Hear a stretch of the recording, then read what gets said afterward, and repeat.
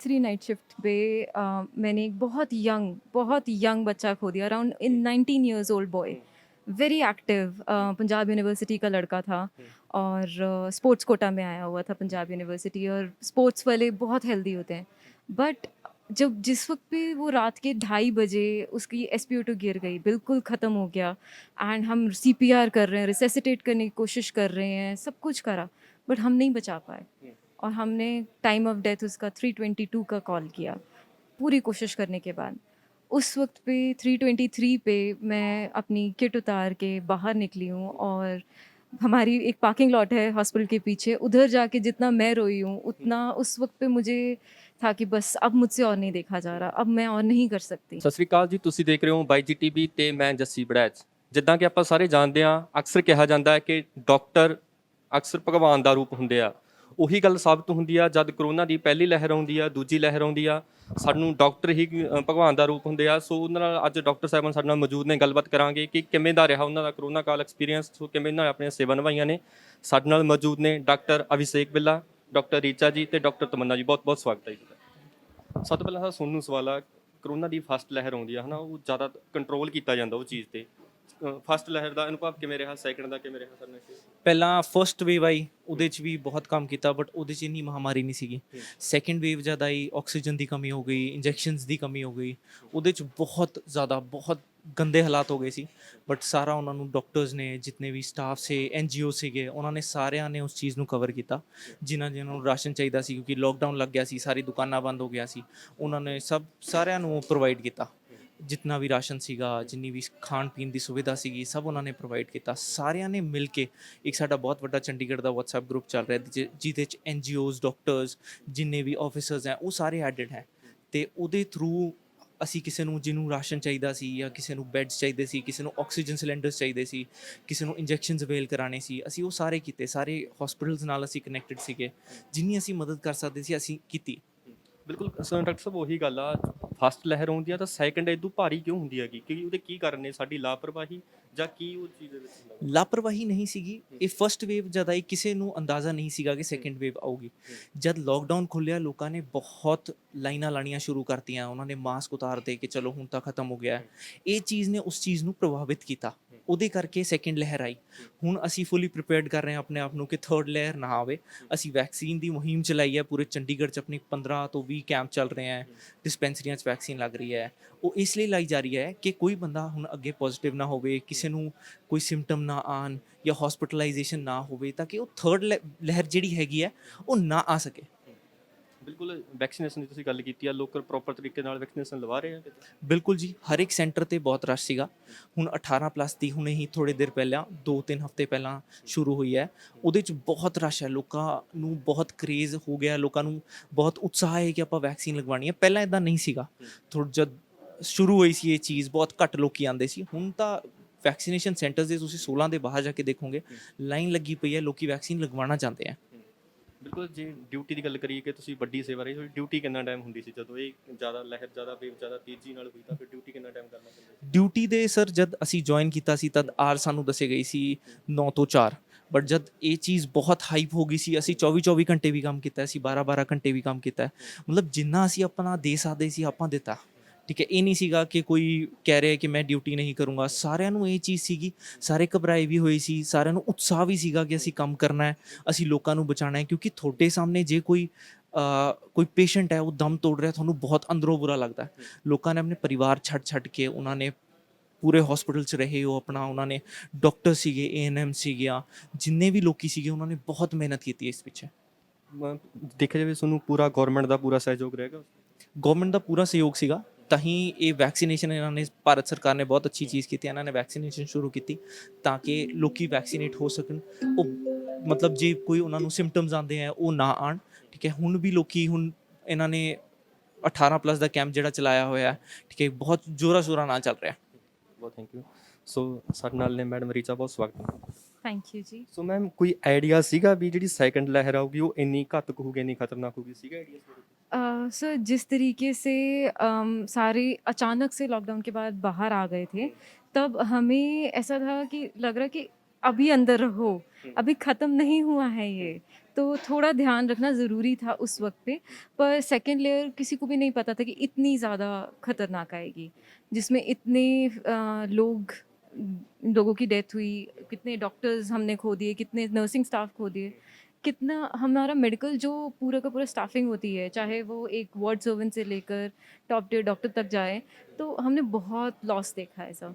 तो हमें नहीं मालूम था इतनी खतरनाक होगी। ਬਿਲਕੁਲ ਜਿੱਦਾਂ ਤੁਸੀਂ ਕਿਹਾ ਗਾ ਨਾ ਕਿ ਤੁਸੀਂ ਹਰ ਉਹ ਰੁੱਖ ਦੇਖਿਆ ਗਾ, ਲੋਕ ਕਰੋਨਾ ਦੇ ਨਾਲ ਠੀਕ ਹੁੰਦੇ ਵੀ ਦੇਖਿਆ, ਉੱਥੇ ਕਈ ਆਪਣੇ ਪਰਿਵਾਰਾਂ ਨੂੰ ਵਿਛੋੜਾ ਵੀ ਕਰ ਗਏ। ਕਿੰਨਾ ਤੁਹਾਨੂੰ ਔਖਾ ਕਿੰਨਾ ਲੱਗਦਾ ਸੀਗਾ ਕੰਮ ਕਰਨਾ ਇਹ? देखिए, ਕਿਉਂਕਿ ਆਪਣੇ ਪਰਿਵਾਰ ਤੋਂ ਤੁਸੀਂ ਵੀ ਸੀਗੇ ਦੂਰ, ਤੁਹਾਨੂੰ ਵੀ ਆਪਣੇ ਪਰਿਵਾਰ ਦਾ ਵੀ ਫਿਕਰ ਸੀਗਾ, ਆਪਣਾ ਵੀ ਫਿਕਰ ਸੀਗਾ, ਕਿੰਨਾ ਔਖਾ ਲੱਗਦਾ ਸੀ? हाँ जी सर, देखो परिवार से तो हम जब दूर होते हैं तो एक अंदर से खालीपन तो ज़रूर महसूस होता है।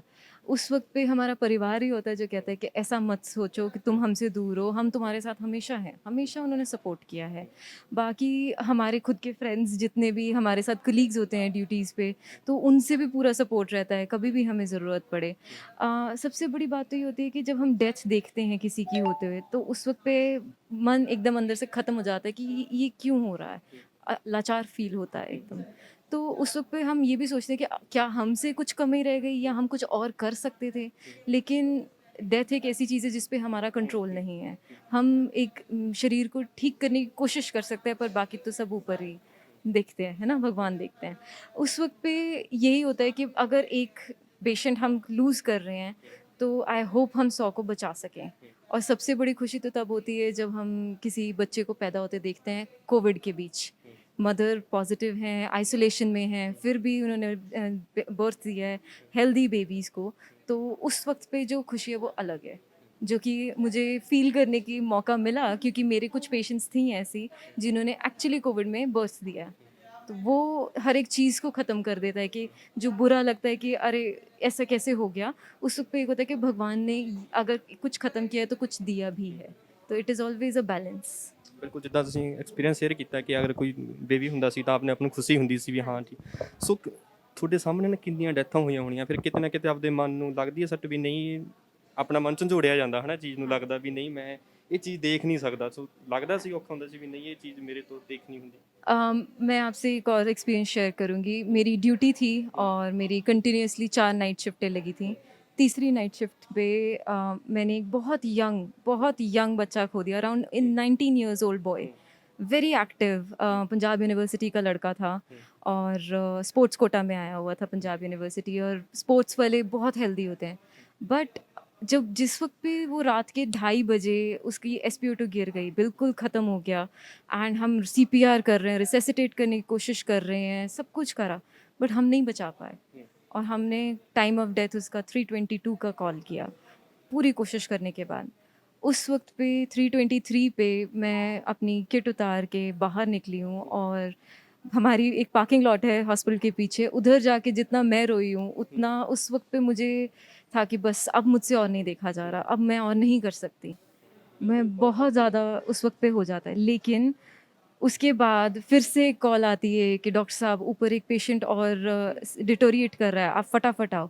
फिर से वही पीपीई किट डॉन करके जो भागना, वो चीज़ जो अंदर से हौसला फिर आता है कि नहीं इस पेशेंट को मैं बचा पाऊंगी, वो चीज़ रखनी पड़ती है हमें अंदर। ਬਿਲਕੁਲ ਕਿਉਂਕਿ ਬੜਾ ਐਕਟਿਵ ਰਹਿਣਾ ਪੈਂਦਾ, ਅਗਰ ਇੱਕ ਚੀਜ਼ ਖੋਈ ਆ ਤਾਂ ਦੂਸਰੀ ਚੀਜ਼ ਨੂੰ ਉਹ ਕਰਨਾ। हाँ, हम उसमें हताश होके नहीं बैठ सकते हैं कि हमने खो दिया और हम यहीं बैठ गए, हमें और 100 लोगों को बचाने की कोशिश करनी ही है। ਬਿਲਕੁਲ ਸਲਾਮ ਆ ਤੁਹਾਡੀ ਡਿਊਟੀ ਨੂੰ, ਸਾਡੇ ਚੈਨਲ ਵੱਲੋਂ, ਸਾਡੀ ਟੀਮ ਵੱਲੋਂ ਬਹੁਤ ਸਵਾਗਤ ਆ ਤੁਹਾਡਾ। ਸੋ ਗੱਲ ਕਰੀਏ ਕਿ ਬਹੁਤ ਛੋਟੀ ਉਮਰ ਦੇ ਨੇ ਤਮੰਨਾ ਜੀ, ਉਹਨਾਂ ਨਾਲ ਗੱਲ ਕਰਾਂਗੇ, ਹਾਲਾਂਕਿ 22 ਸਾਲ ਦੀ ਉਮਰ ਨੇ, ਉਹਨਾਂ ਦੀ ਵੱਡੀਆਂ ਸੇਵਾਵਾਂ ਨੇ, ਉਹਨਾਂ ਨਾਲ ਵੀ ਗੱਲਬਾਤ ਕਰਾਂਗੇ। ਬਹੁਤ ਬਹੁਤ ਸਵਾਗਤ ਆ। थैंक यू जी। ਤੁਹਾਡੀ 22 ਸਾਲ ਦੀ ਉਮਰ ਹੈ, ਇੰਨੀ ਛੋਟੀ ਏਜ ਦੇ ਵਿੱਚ ਤੁਸੀਂ ਐਡੇ ਐਡੇ ਟਫ ਜਿਹੜੇ ਸਮਾਂ ਦੇਖਿਆ, ਉਹ ਕਿੱਦਾਂ ਲੱਗਿਆ?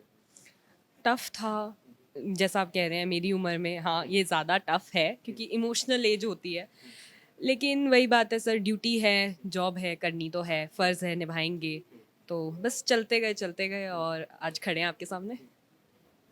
ਤਮੰਨਾ ਉਹੀ ਗੱਲ ਕਰਦੇ ਆ ਕਿ ਤੁਸੀਂ ਹਸਪੀਟਲ ਦੇ ਵਿੱਚ ਡਿਊਟੀ ਨਿਭਾਉਂਦੇ ਸੀਗੇ, ਸੋ ਜਦੋਂ ਬਾਹਰ ਆਉਂਦੇ ਸੀਗੇ ਕੋਈ ਫਰੈਂਡਾਂ ਵੱਲੋਂ ਇਦਾਂ ਦਾ ਵੀ ਨਹੀਂ ਤੁਸੀਂ ਹਸਪੀਟਲ ਦੇ ਵਿੱਚ ਆਏ ਹੋ, ਜਾਂ ਘਰ ਦੇ ਵੀ ਨਕਾਰਦੇ ਹੁੰਦੇ ਸੀ ਵੀ ਨਹੀਂ ਸਾਡੇ ਕੋਲ ਨਹੀਂ ਲੱਗਣਾ, ਇਦਾਂ ਦਾ ਕੋਈ ਇਦਾਂ ਦੀ ਮੂਵਮੈਂਟਾਂ ਦਾ ਵੀ ਤੁਹਾਨੂੰ ਸਾਹਮਣਾ ਕਰਨਾ ਪਿਆ? ये तो होता ही है सर, देखो जब आपकी पूरी फैमिली हॉस्पिटल में काम करती है, my parents also they are related to health department only, तो पीपल डोंट प्रेफर कि वो तुम्हारे घर आएँ, आपसे ज़्यादा मिले जुले, बट हम आपस में एक दूसरे के साथ इतने ज़्यादा सपोर्टिव थे उस टाइम पे कि हमने एक दूसरे को कभी डिप्रेशन नहीं आने दिया, कि हम एक दूसरे से बात करते थे, लगे रहते थे, and we use to play all the time, कि एक चीयरफुल एनवायरनमेंट रहे, कि इतना ज़्यादा जो पैंडेमिक चल रहा है तो उसमें कुछ एक पॉजिटिव चीज़ हमें रखनी चाहिए। पर हाँ, लोग तो सर आपको पता ही है, फिर वो तो करते ही हैं कि इनसे हमें लग जाएगा तो हम क्या करेंगे, बिल्कुल ये तो होता ही है। ਆਖਰੀ ਸਵਾਲ ਹੈ ਸਾਡਾ, ਲੱਗਦਾ ਵੀ ਜਿਹੜੀ ਤੀਜੀ ਵੇਵ ਆ ਉਹ ਇਦੋਂ ਖਤਰਨਾਕ ਹੋ ਸਕਦੀ ਹੈ ਜਾਂ ਉਸ ਤੇ ਕੰਟਰੋਲ ਰਹੇਗਾ? सर दोनों चीज़ें हो सकती हैं, अगर लोग प्रिकॉशन नहीं रखेंगे तो वो ख़तरनाक भी हो सकती है, पर अगर लोग प्रिकॉशन रख के और वैक्सीन लगवा के चलेंगे तो वो बचाई भी जा सकती है। ऐसा नहीं होता कि कोई भी चीज़ रोकी नहीं जा सकती, बस उसके लिए एक एप्रोप्रिएट मेजर और एक संभल के चलना, दैट इज़ नेसेसरी, तो बचाई जा सकती है। ਬਿਲਕੁਲ ਲੱਗਦਾ ਨਹੀਂ ਕਿ ਲੋਕ ਲਾਪਰਵਾਹ ਜ਼ਿਆਦਾ ਹੋਣ ਲੱਗੇ, ਇਹ ਚੀਜ਼ ਨੂੰ ਹੁਣ ਈਜ਼ੀਲੀ ਲੈਣ ਲੱਗੇ ਵੀ ਨਹੀਂ ਹੁਣ ਕਰੋਨਾ ਸ਼ਾਇਦ ਚਲਾ ਗਿਆ, ਵੀ ਉਹ ਕਰੋਨਾ ਹੈ ਨਹੀਂ, ਹੁਣ ਲੱਗਦਾ नहीं इतना लोग? ये तो है ही सर, लोगों को कईयों को लगता है कि हमने दोनों वैक्सीन लगवा ली तो हमें कोरोना लगेगा ही नहीं, but it is not true. आपको लग सकता है, अभी भी आप कोरोना से इफेक्ट हो सकते हो, ऐसा नहीं है। तो प्रिकॉशन लेना मैं सबको कहूँगी कि नहीं छोड़ना चाहिए, चाहे वैक्सीन लग गई है चाहे नहीं लगी। लोग अगर वैक्सीन लगाने के बाद भी कोरोना हो सकता है कोई? बिल्कुल हो सकता है, कम सिविरिटी का होगा लेकिन होगा ज़रूर, हो सकता है। ऐसा कुछ नहीं है कि बिल्कुल ही आप ठीक हो गए हो और कभी आपको कोरोना नहीं लगेगा। ਬਿਲਕੁਲ, ਥੈਂਕ ਯੂ ਸਮਾਂ ਦੇਣ ਲਈ ਸਾਨੂੰ। ਸੋ ਬਹੁਤ ਵੱਡੀ ਸੇਵਾ ਰਹੀ ਇਹਨਾਂ ਦੀ, ਇੰਨੀਆਂ ਛੋਟੀ ਉਮਰ ਦੇ ਵਿੱਚ ਇਹਨਾਂ ਨੇ ਬਹੁਤ ਡਿਫਿਕਲਟ ਸਮਾਂ ਵੀ ਦੇਖਿਆ ਹੈਗਾ। ਸੋ ਅਪੀਲ ਇਹੀ ਆ ਗਈ ਕਿ ਘਰਾਂ ਦੇ ਵਿੱਚ ਰਹੋ, ਘਰਾਂ ਤੋਂ ਬਾਹਰ ਨਾ ਨਿਕਲੋ, ਅਗਰ ਬਾਹਰ ਜਾਂਦੇ ਵੀ ਆ ਤਾਂ ਮਾਸਕ ਜ਼ਰੂਰ ਲਾ ਕੇ ਰੱਖੋ, ਸੈਨੀਟਾਈਜ਼ਰ ਦੀ ਵਰਤੋਂ ਕਰਦੇ ਰਹੋ, ਸੇਫ ਰਹੋ ਆਪਣੀ ਫੈਮਿਲੀ ਨਾਲ, ਆਪਣੇ ਦੋਸਤਾਂ ਦੇ ਨਾਲ।